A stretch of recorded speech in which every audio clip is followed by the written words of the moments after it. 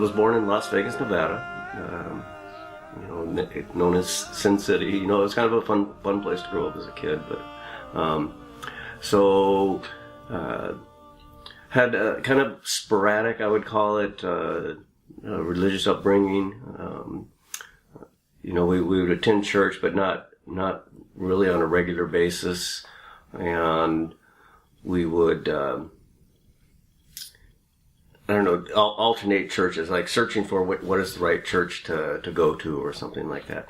And my sisters in particular ended up, I have 3 older sisters, they actually became more religious and tried to bring that into my brother, and I have a twin brother also. Tried to pass that on to us, and so I feel I eventually did become religious. I had become a reborn or born again Christian. I prayed regularly to Jesus, Isa.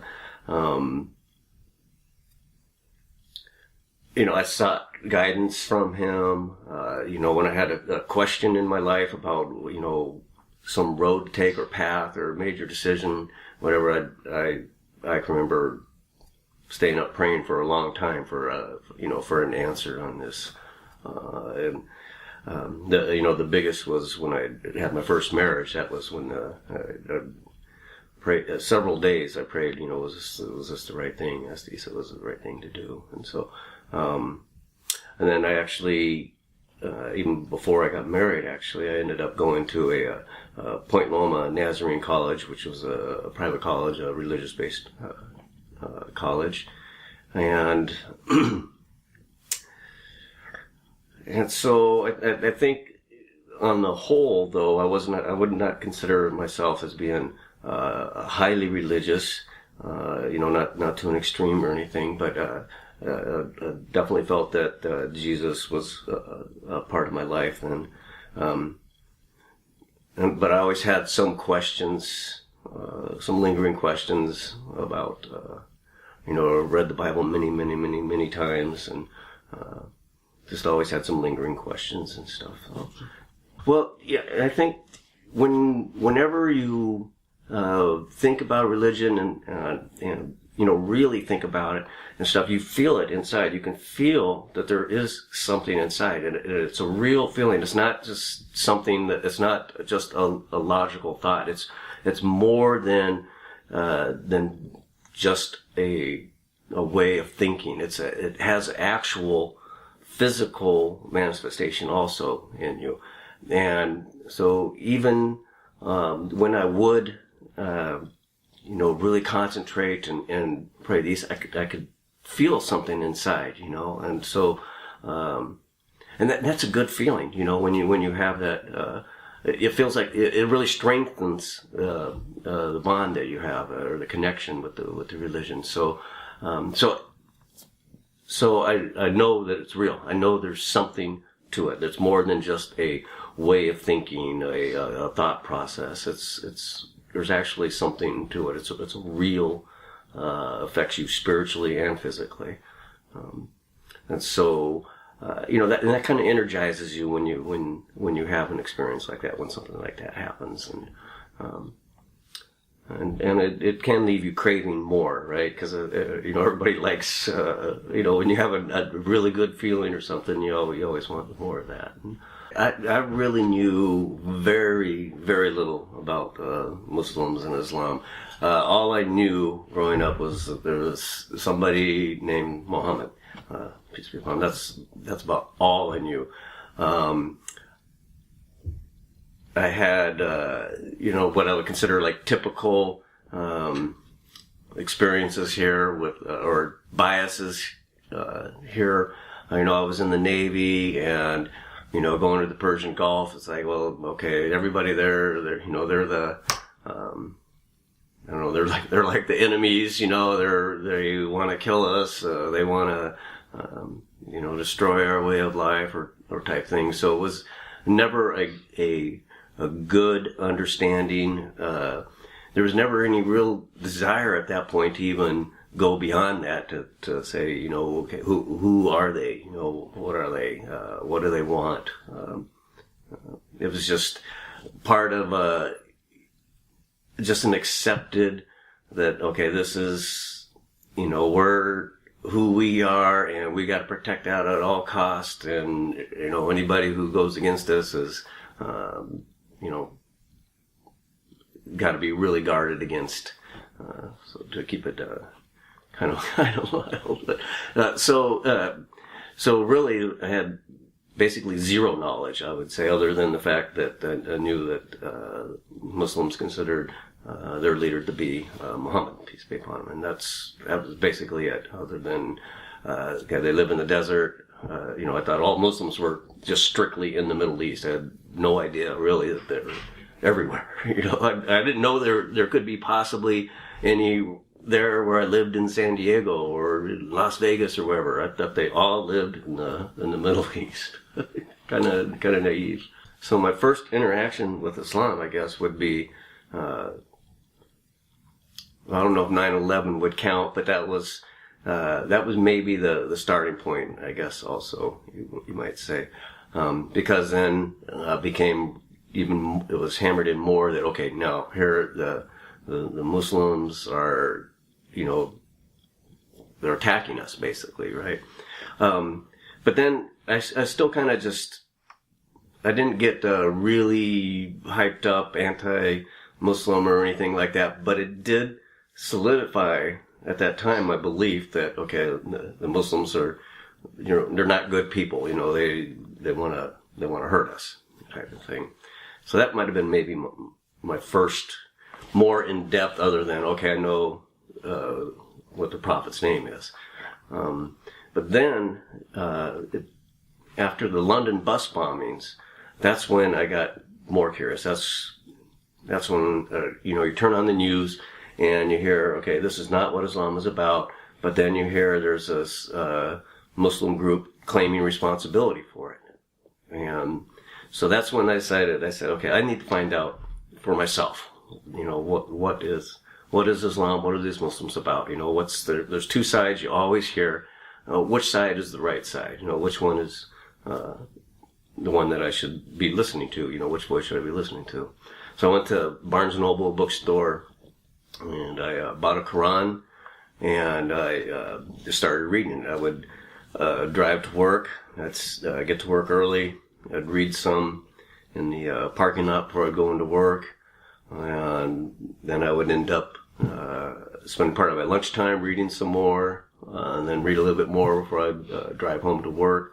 And so I have to say Surah Fatiha immediately kind of put my mind at ease. You know, it felt, okay, well, this is good. You know, I was expecting maybe some, you know, starting out really horrific stuff or something like that, but it was really comforting. It was, I felt, okay, this is nice. This is worth continuing reading.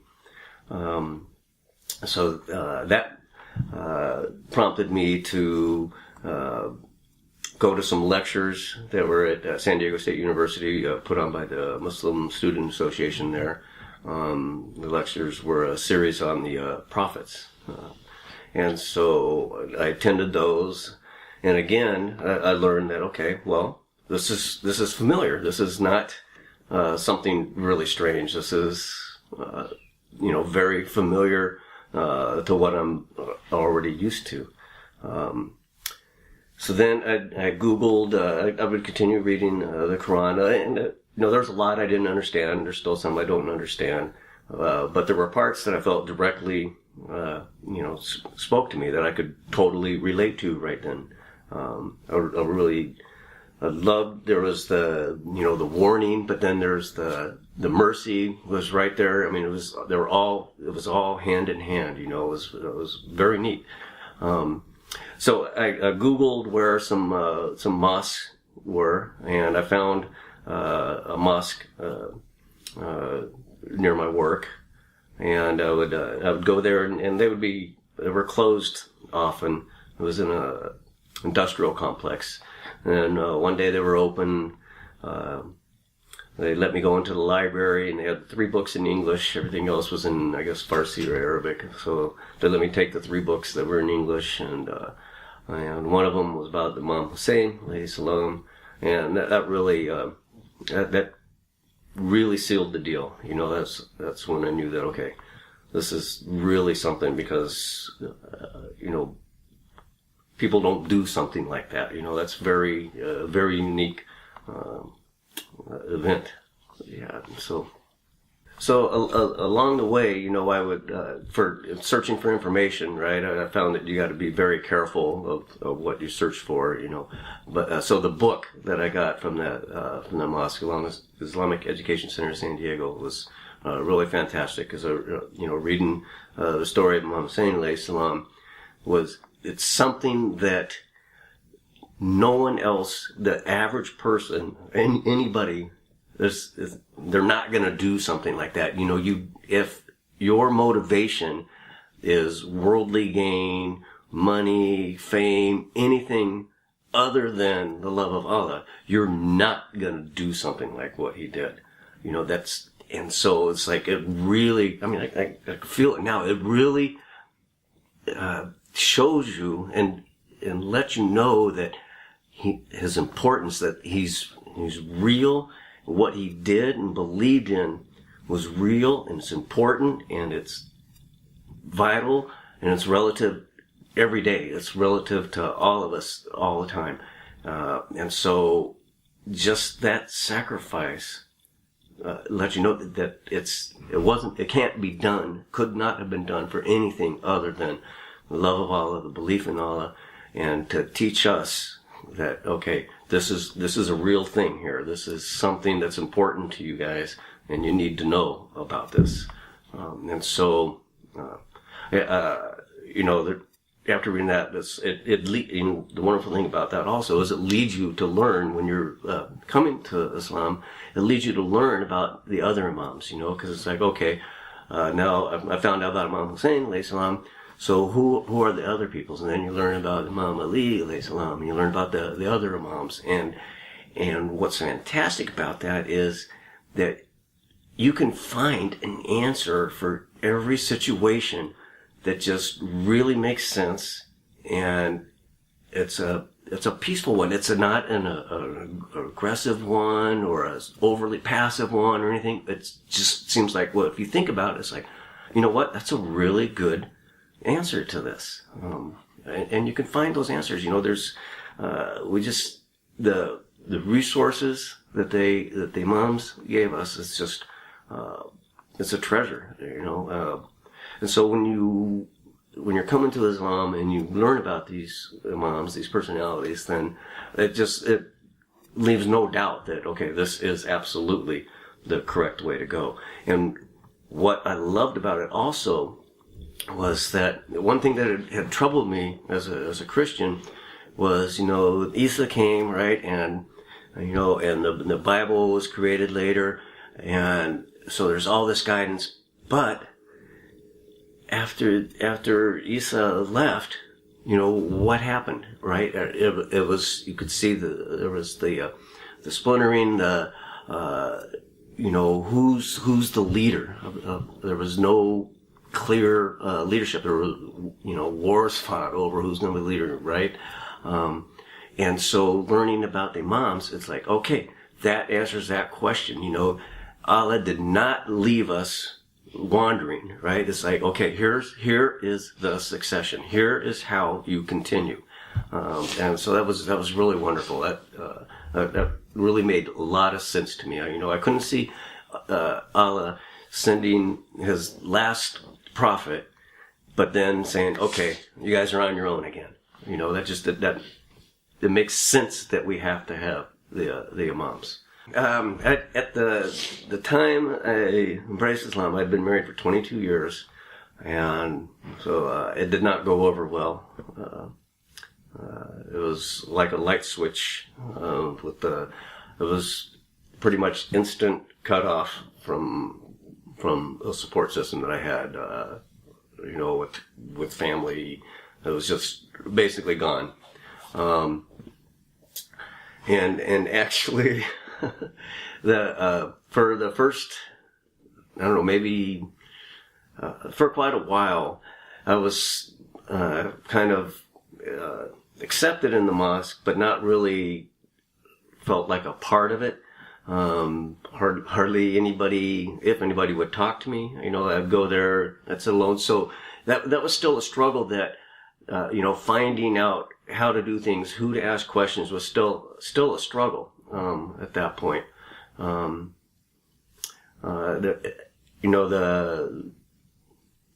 sermons were not in English.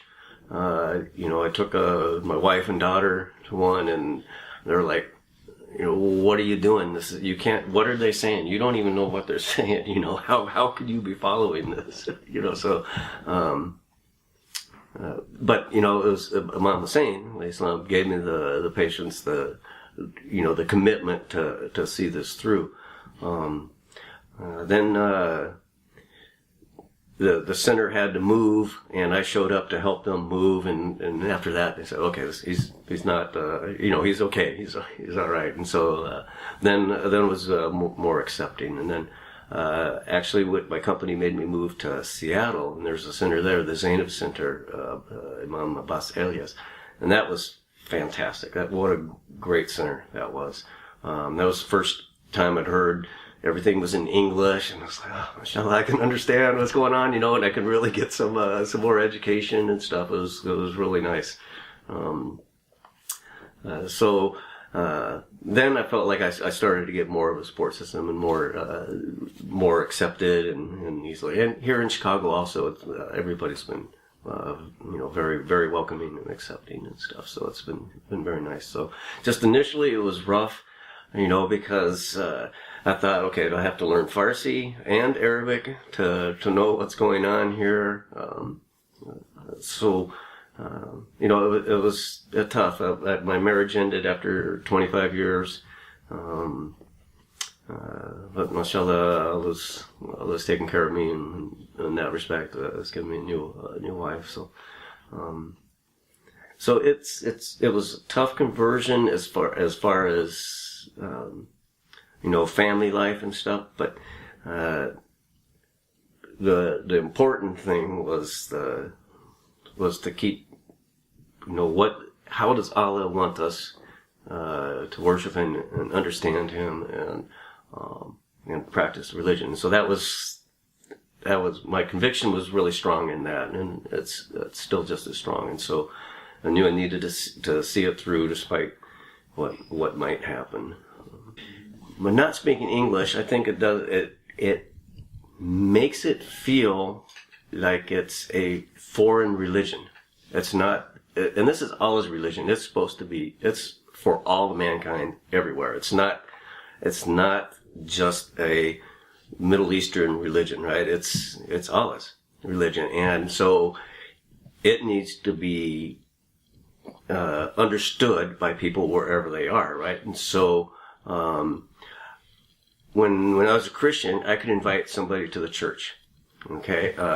And first of all, the minister would be at the door, greeting you when you came, and then he'd be at the door thanking you when you left. And you can invite somebody to your service, right? And they can understand, they can hear the message. If it's not in English here, like what happened with my wife and daughter, it's like, okay, what did they say? I don't know. Then why are you doing this? Well, because, I read the Quran and Imam Hussain, and they're like, well, you're crazy, So if it's not in English, you're going to be more reluctant to invite somebody, right? How are you going to invite somebody to the mosque and they're not going to understand what's being said, and you can't tell them what's being said because you don't speak Urdu, or you don't speak Farsi, or you don't speak Arabic. That's a challenge, and I think that's a hurdle. And if it's spoken in the local language, then I think that does help make it seem less of a foreign religion. It's kind of, like I say, it felt like, okay, it's a Middle Eastern, or it's a third world religion or something like that. But it's not. You know, it's for all of us, and so we all need to be able to understand. And you know, unfortunately, you know, I might not be able to pick up Urdu instantly or Arabic or whatever. So, you know, the message needs to be, you know, the prerequisite should not be that you have to speak a particular language to get the message, right? To get the message, and then, you know, you can start learning the language. You know, I've learned a little bit of Arabic and stuff, but to get that initial message, you know, you need to hear it in your local language. So, the Ahl Bayt is that's our link to Allah. If you want to know how to worship Allah, then the Ahl Bayt is the path. They're the ones that are going to teach you. All our du'as, they're really wonderful. They're super encompassing. They will teach you how to approach Allah.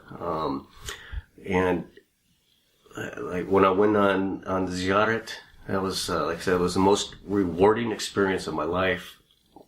And I can tell you that the Ahl Bayt, that they are alive. When you go to those shrines, it's a living place. And it's not living because of all the people.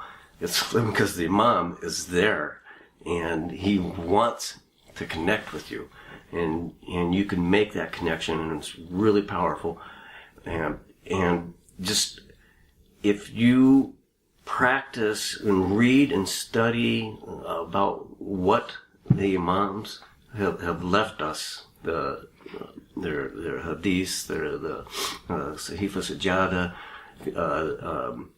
If you look at all these things, you know, they teach you, one, not only how to become closer to Allah, but how to be a better human. You know, how to you know, to stop doing things and to realize that doing the right thing is actually does make you feel better than doing something you might do otherwise that gives you some kind of temporary satisfaction or something like that. But they're much following the Ahl Bayt. It's like the perfect recipe. You know, if you follow this recipe, you're gonna come up with something really fantastic. They, you